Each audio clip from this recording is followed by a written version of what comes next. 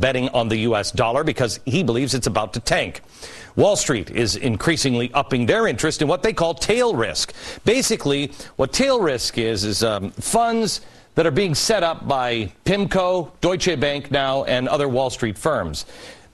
As we've been called crazy, and we've told you, prepare for massive stock market dives. These funds typically lose 15% per year in normal conditions, but they are structured. And they're structured to cash in big time during a time of crisis. Well, nobody has done these before.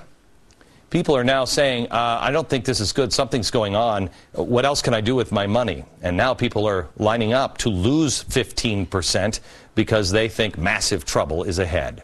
Walmart, the world's largest retailer, working with suppliers now to minimize the impact of increasing costs to you. CEO Bill Simon of Walmart says that cost increase are coming at a rapid rate and that inflation is going to be serious here in America. The president just called to reduce oil consumption and increase ethanol. The problem with that is corn and oil are the two building blocks in this country. You don't have corn, you don't have beef, you don't have food. You don't have oil, you don't have cars. Unfortunately, the president is stopping us from drilling oil in our own land, and a guy who's been an expert in commodities since the 1970s, there's a couple of them that I read, but this guy summed it up the best. We will have inadequate acreage without spectacularly favorable weather, and it will usher in a significant food shortage, not just here, but all around the world. Gee, will that help or hurt a revolutionary fever that seems to be sweeping the world? We have reached this point because we have lived way beyond our means, and it's happened all over the globe. And now the world is turning to people to fix the problem. But the people who are fixing the problem are the people who created the problem. And they aren't honest brokers. And many of them, quite honestly, are enemies of man's freedom. They are divvying up the world right now and throwing matches on gasoline. Newsflash, this change of power is not a good one for America, for Israel, for Australia, England, anybody who loves freedom. Soros has said himself that America is the biggest roadblock to an open society, as he likes to call it, a borderless one-world government. He also, as we showed you, his organizations say that Israel and the Middle East, they are not going to do the right thing. They won't understand it. Well, I hope you all understand what's happening in the Middle East. We're going to show you a timeline here in just a few minutes. It'll show you that many of our politicians in Washington, I believe, are in bed with the enemy. Come on. A lot to do tonight. I'm going to try to move as fast as I can. This is a show that you really want to DVR tonight because we're going to jam through a lot of information. By the way, have I even said hello, America? Hi. An outspoken, prominent uber-liberal war critic has come out and slammed Obama's military assault on Libya. They said even if the country has a tyrant, and even if that tyrant is butchering his own people, if the country poses no imminent threat to the United States or to his neighbors, then getting involved amounts to a dumb war, end quote. Actually, he wasn't talking about this president's war. He was talking about George Bush's war. That was said in 2002 by the then state senator Barack Obama about the Iraq war. Now, as President Obama is doing things, he doesn't have that same opinion. He has launched a murky military action in Libya that fits his own dumb war description to a T. Something's wrong here. Because this is only one of the extremely contradictory past quotes from Obama that the majority of the press continue to ignore. There are breadcrumbs all over that are leading you to very dark places, but nobody will pick them up. You'd think that someone would want to dig a little deeper and to find out what is happening and why the Prince of Peace lovey-dovey president is suddenly interested in joining the hawks. And his poll numbers are going down, which tells me that you know something's wrong. Has there ever been a president in your recollection whose poll numbers went down when he tried to protect people and went out on a military? I mean, that's what they always said about Clinton and Bush. He's only doing that to get his poll numbers up. Obama's are going down. I think the American people know something's not right. Tonight I want to take you through a timeline of the key events and statements and actions taken by this administration and groups associated with this administration and others, spooky dude, and show you also another entirely new piece to the puzzle that I think explains a ton. And shockingly, these journalists refuse to investigate. Remember, the storyline being sold to you right now is that after 40 years of dictatorial power, freedom fever just bursts out into the scene in Egypt and everywhere else in the region, like Libya. But let's go back and rewind the clock a little bit and see if we can put some puzzle pieces together. We start in 2003. 2003, this young lady right here. Her name is, well, she's a little-known journalist with U.S. News and World Report at the time. Her name is Samantha Power. And she writes a book called A Problem from Hell, America and the Age of Genocides. Now, immediately, because I believe it's anti-Israel, and many people called it anti-Israel, she immediately wins a Pulitzer Prize. Why is it called anti-Israel? Well, because she made statements that kind of sound that way. Listen. Investing in the new state of Palestine, in investing billions of dollars it would probably take also to support, I think, what will have to be a mammoth protection force. A mammoth protection force for the people in Gaza and the Palestinians against Israel. But she wins her Pulitzer and her career takes off and she lands a job at Harvard. 2005. Power quits her job at Harvard because she gets a phone call from Senator Barack Obama, who says, I think you need to be a top foreign policy advisor. 2005, same thing. 2005 now. Here she is releasing her book. 2005, the UN holds a world summit and adopts her ideas, the doctrine, responsibility to protect the populations from genocide, ethnic cleansing, war crimes, crimes against humanity, and they take it from principle into practice. So her idea, Barack Obama loves, goes right into the UN. 2006, a group called Monitor, it's a Cambridge-based consulting firm founded by Harvard professors, received $250,000 a month from the Libyan government from 2006 to 2008. And what are they doing? Well, they have a wide range of services, but one of them is to enhance international appreciation for Libya. And they try to generate positive news coverage for the country and to resuscitate Muammar Gaddafi's image. Now, who do they call on? Cass Sunstein, who is married to her, and George Soros, which will have a connection to her and him in just a minute. George Soros reaches out and helps. A few weeks ago, Soros has to issue an apology after supporting a donation to the London School of Economics from Gaddafi's son, because he said, I'm going to help. I'm going to help. I'm going to help this U.S. firm to improve Libya's image, and I'm going to get his son into the London School of Economics. But then Gaddafi's son plagiarizes his work, and so now George Soros is humiliated. 2008. George Soros is so intrigued by the powers doctrine that he helped fund and create an entire global center for the responsibility to protect, which is designed to be a catalyst for action using the responsibility to protect as a justification. Got it? He thinks this is great, but it's not really making progress in the UN. I, spooky dude, will get involved. And he puts it together in a new global organization. 2008, Power, Cass Sunstein's wife, works on the Obama campaign. You know her if you remember someone getting booted off of Obama's campaign because she called Hillary Clinton a monster. That person, it's her. Now, she was later rehired by Obama and is now a top foreign policy advisor. And she's playing a role today.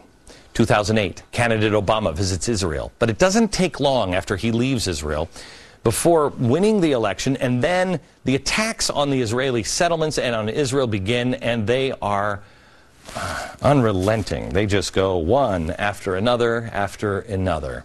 I don't think I need to list them, all of them, to you. But there is one that I want to play for you. I do want to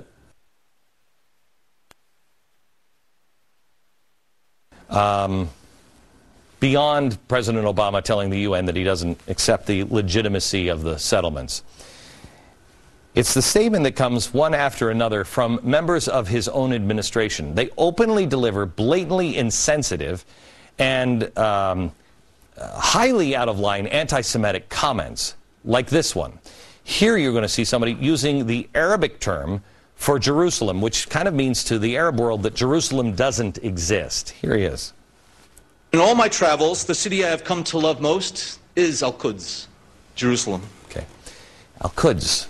That's a slam to anybody who is Jewish and lives in Israel. Now, they've also done several anti-Semitic jokes.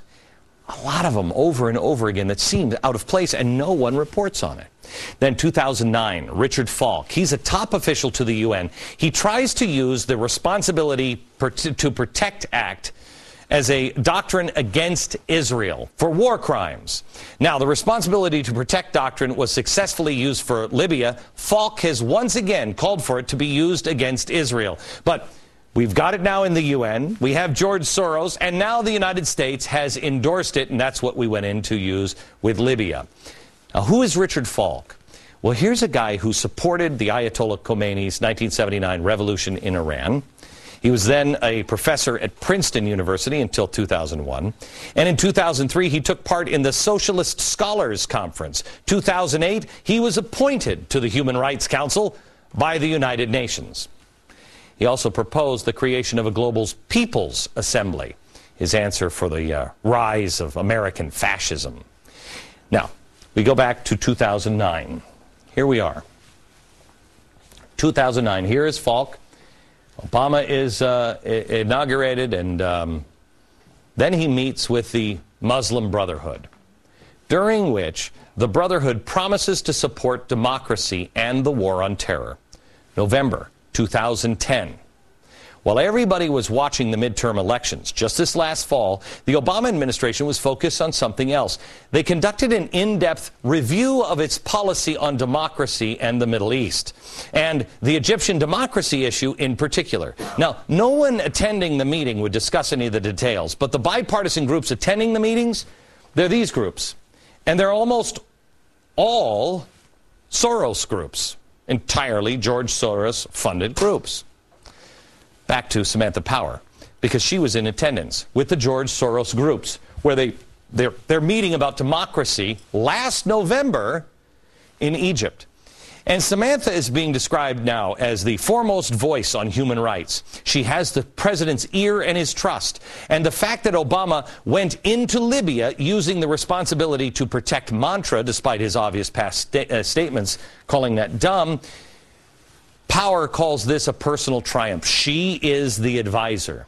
Now, this is odd. She's declaring victory. This kinetic military action just started. It could end up being a total failure, a quagmire. So why would someone say this is a personal triumph? Is it that she cares about Libya, or is there something else she is more excited about? Is it the same thing that Richard Falk is excited about? Up until this point, November 2010, just last fall, Egypt was still relatively normal. No one was protesting in the streets. Yet the White House, during this meeting, talked about it. The White House knew that something was coming. Now, after the uprisings started, riots in Tunisia, and the Egyptian protests begin, after this happens, the president behaves as though the uprising surprised him. The administration portrayed surprise as his response for the slow public response. He was surprised. This took him off guard. The White House. And I remember thinking, really? Leon Panetta even went on as far to say that he was getting his updates on the situation the very same way everyone else was. Well, I mean, most people were getting it from Fox, but there were a couple of people, and I bet it was Leon Panetta, was getting it from CNN.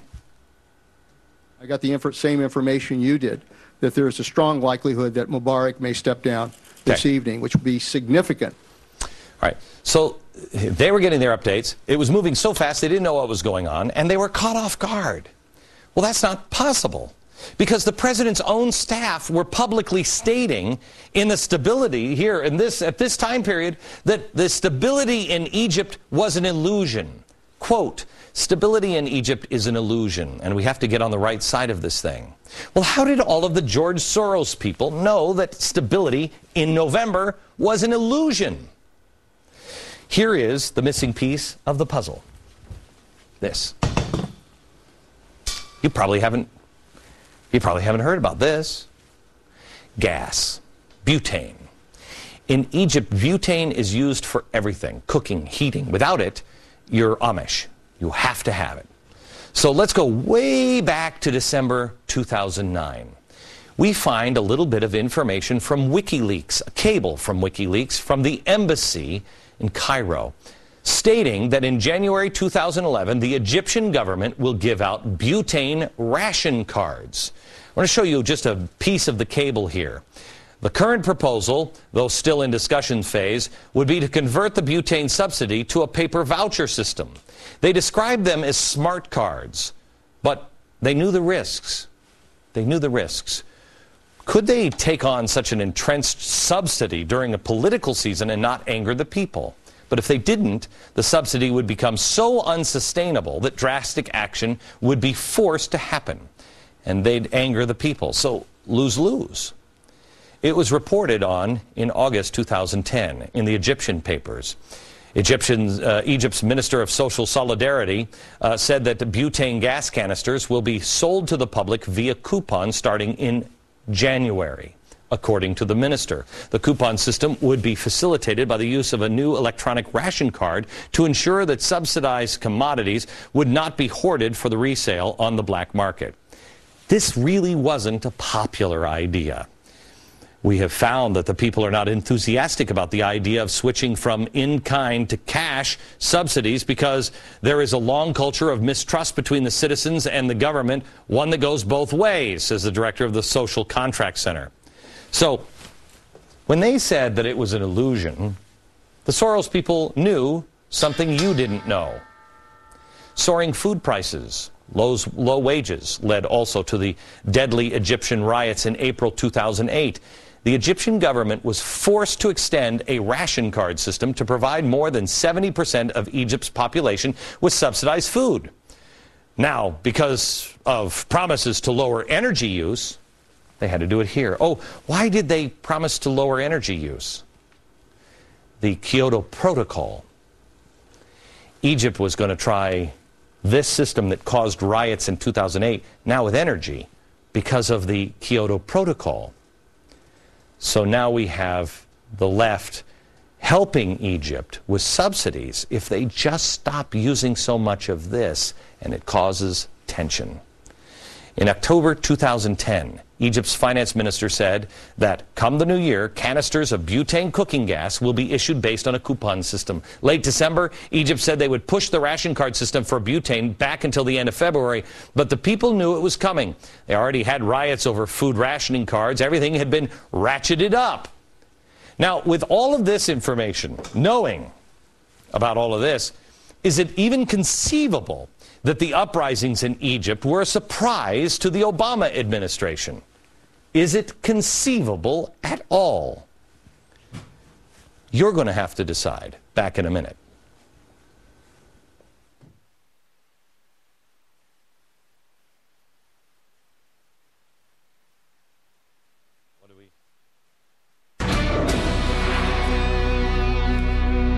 Is the so-called revolution in the Middle East a setup?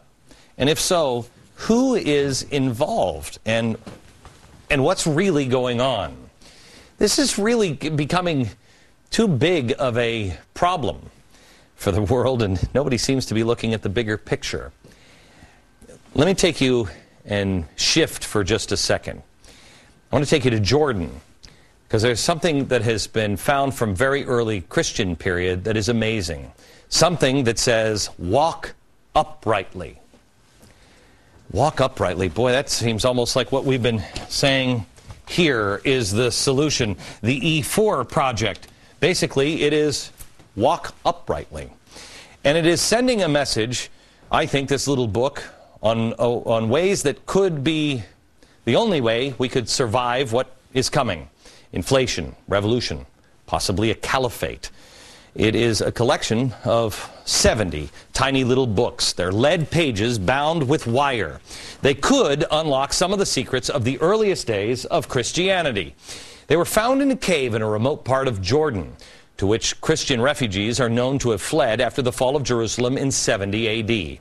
On the pages, not much bigger than a credit card, are images and symbols and words that appear to refer to the Messiah and possibly even the crucifixion and resurrection. Adding now to the intrigue, many of the books are sealed, prompting academics to speculate that these are actually the lost collection of the codices mentioned in the Bible's book of Revelation. Dr. Margaret Barker, a former president of the Society for Old Testament Studies, said, quote, "The book of Revelation tells us of a sealed book that was opened only by the Messiah. Other texts from the period tell of sealed books of wisdom and a secret tradition passed on by Jesus to his closest disciples." That's the context for this discovery. I don't know about you, but I think this is, just amazingly cool, no matter what it turns out to be. But could this discovery lend more credibility to the book of Revelation and its prophecy? Nah, of course not. I mean, the other network telling you the Bible and the book of Revelation is nonsense and a work of fiction and not a lick of truth to it, and you shouldn't pay attention to it. Or we could search our feelings and know what's true, and then take a look at the eerie similarities between what you would read in the book of Revelation about the Antichrist and then the 12th Imam that the Iranians now say is here. I'm going to give you an update here in a few minutes and introduce you to somebody that has actually gone undercover. We have to have him actually in another room because he is under protection now, because he saw the inner workings of the Iranians, and they are preparing for the return of the 12th Imam, which is not a good thing. But here's the 12th Imam. And if you read the book of Revelation, here is the description of the Antichrist. Antichrist kills the Jews and Christians. The 12th Imam kills Jews and Christians. Antichrist rules for 7 years. The 12th Imam rules for 7 years. Peace with Israel, breaks a peace. Peace with Israel, breaks peace. Global seat, Temple Mount. Global seat, Temple Mount. Kills and beheads non-believers. Kills and beheads non-believers. Mark of the beast, Jesus returns in both stories. If you took the book of Revelation and turned it upside down and made the good guys the bad guys and the bad guys the good guys, you would have the 12th Imam. Nothing to see here. No. Nothing to see here. No one knows the time. Well, except all the experts who have never owned a clock, ever. The rest of us who are humble enough to know we have no idea when the time is here, we just don't disregard things. There are signs in heavens and earth, and people have been paying attention to them for 2,000 years, and you can ignore them, and that's fine. And you know what? People have been saying, I got to believe, I've been thinking of this lately, I got to believe when Hitler was around, I got to believe people thought this has got to be the end of the world. Jesus has got to be coming. They've been thinking this for 2,000 years. But you don't want to get caught off guard, whether it just be another really bad, dark period of the world's history or more. Things have certainly seemed chaotic before. They've seemed chaotic many times before. It's just that this time there seems to be a convergence of events and scenarios that may warrant a little extra attention from us. The good guys and the bad guys, you know what I mean? This might help explain their actions or predict their actions. You don't have to believe it. But if you know they believe it and you understand what they believe, then you'll be prepared. I'm going to introduce you next to our guest, who does have to be in disguise because he has infiltrated the highest levels of the Iranian government. And he says they're preparing for the 12th Imam, which means to do so, they must wash the world in blood. He's next.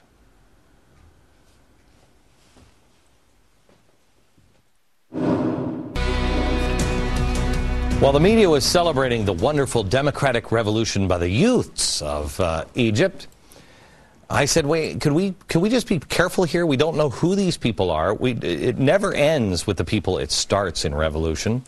And depending on who's in charge, this could be start of a new Islamic empire, a caliphate, if you will, or a Sharia law over the entire region. Well, that was the dumbest thing anybody's ever uttered on television, I was told. Oh, my gosh, that was crazy talk. Well, unfortunately, a WikiLeaks cable now confirms that members of the ruling party in Turkey envision a resurrection of the Ottoman-like state in the future.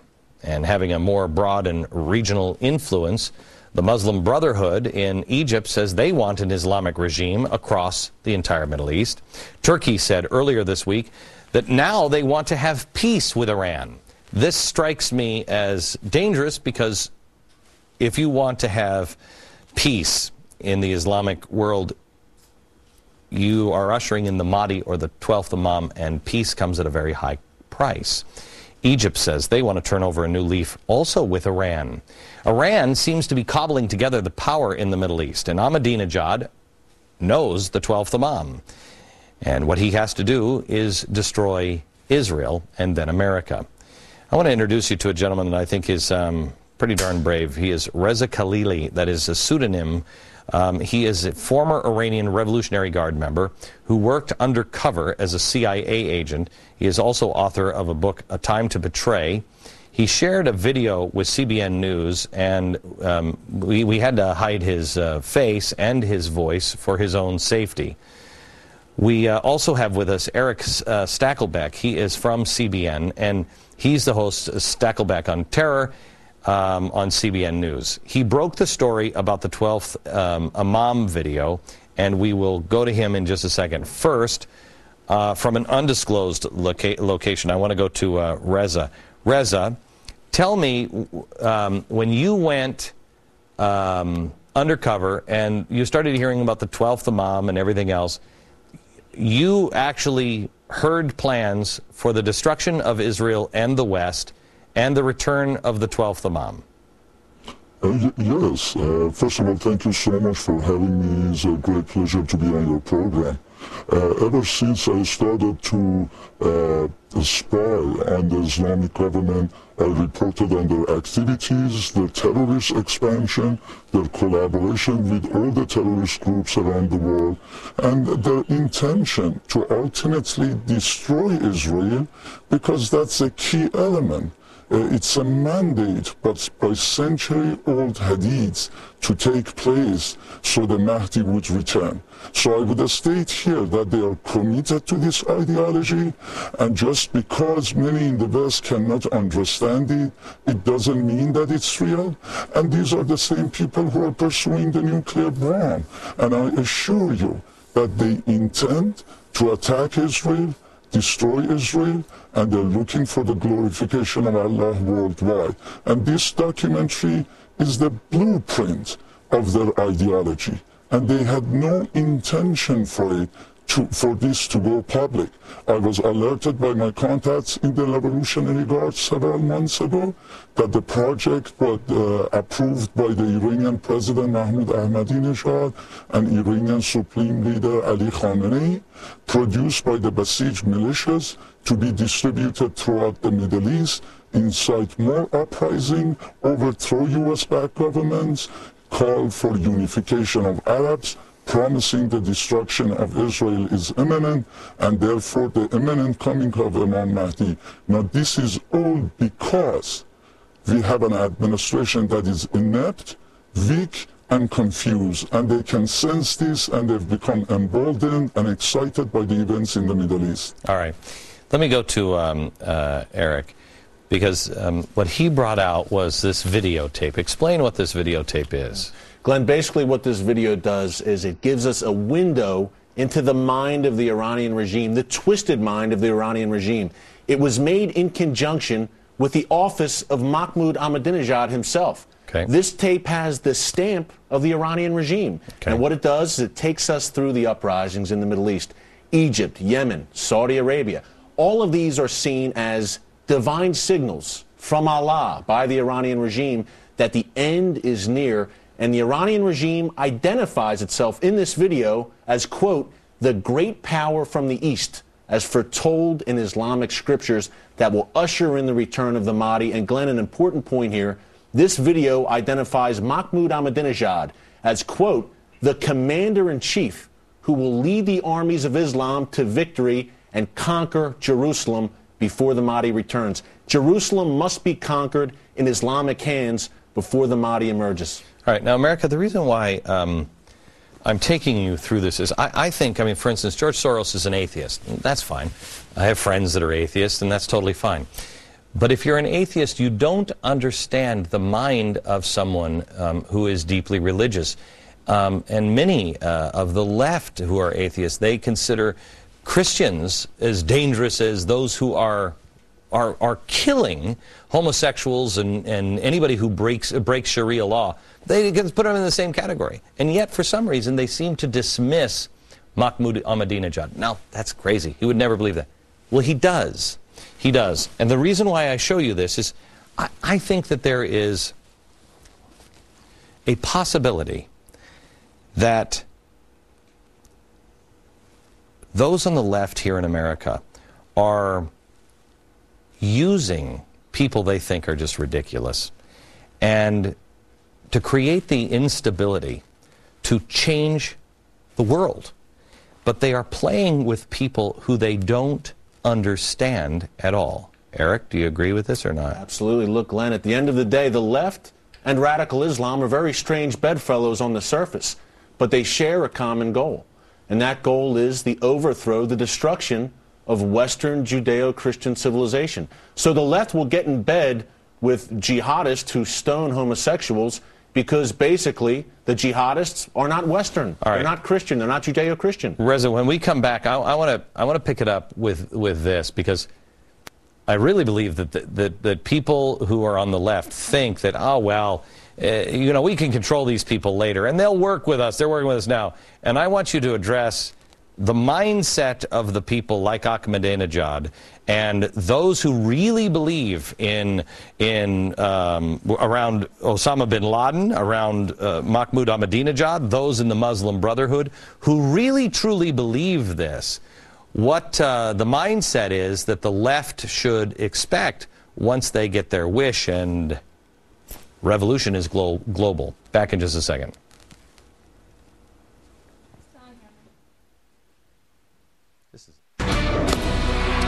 We're back with two guests. Eric Stakelbeck, he is the host of Stakelbeck on Terror on CBN News, and Reza Khalili, he is a former Iranian Revolutionary Guard member who has worked as an undercover CIA agent over in Iran.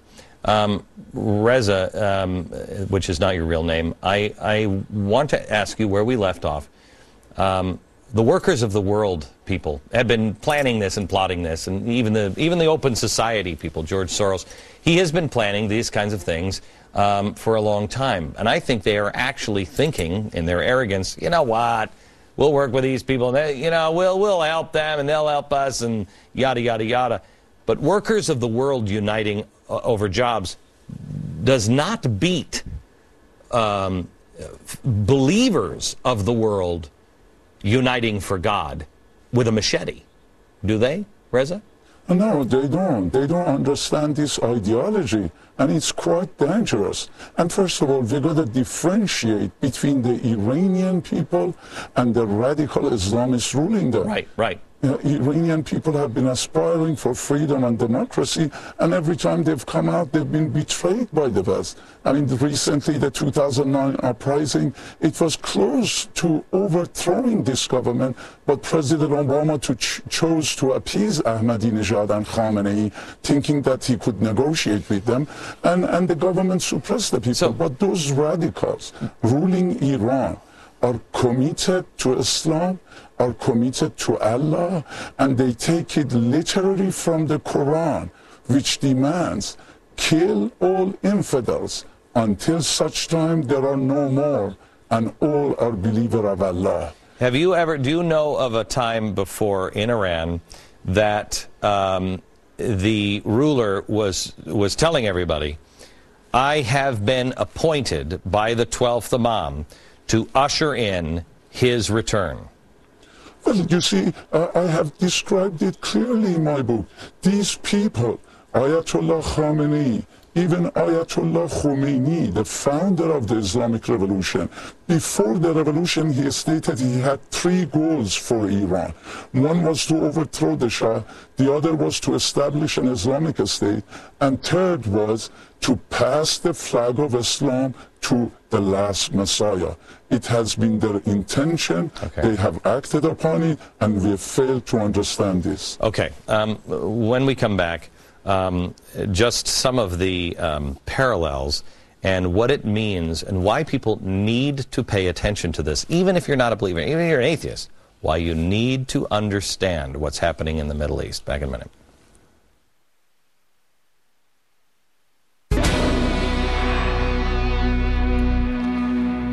We're back with Eric Stakelbeck and Rezi Khalili. We're talking about something that sounds insane, but it is what the people in the leadership, not the people, but the leadership of Iran believe in, the 12th Imam. And I showed you at the beginning of the program, can you show these blackboards again? The similarities between the Christian Antichrist and the 12th Imam, they are the same. They are the same. And the 12th Imam is according to the Hadith. Now, the leaders of Iran, for the first time, have said, he's coming. This is not something that just is about Israel or anything else. What is this? Well, Glenn, first they came for the Jews. Israel is the canary in the coal mine. Israel is on the front lines of this war. But Israel is only the little Satan. America is the great Satan. America is the ultimate prize for this Iranian regime and the ultimate target. And that means, great Satan, we've heard that, I've heard that my whole life, and it really kind of came into clarity when I started doing my homework on the 12th Imam. That is what we use as the Antichrist. We think of it as a person. Many who believe the 12th Imam believe the great Satan is the Antichrist. It's a country, it's an entity, right? America is the Antichrist in the Iranian regime's eyes. And I have to tell you, Glenn, this isn't just an Israeli problem. This is an American problem, and I'll tell you why. It's a global problem. It's a global problem. By the year 2015, our own Defense Department says by the year 2015, Iran very well could have missiles that can reach America, the east coast of America, and if they keep going the way they're going, those missiles will be nuclear tipped. Well, you have, let me go back to Reza, who's an undercover CIA agent who was in the Revolutionary Guard and saw these things that they were preparing to cause bloodshed and the destruction of Israel, right? Reza? Oh, yes. Okay. Yes. You say that this time right now is important because of 72 months. Can you explain this?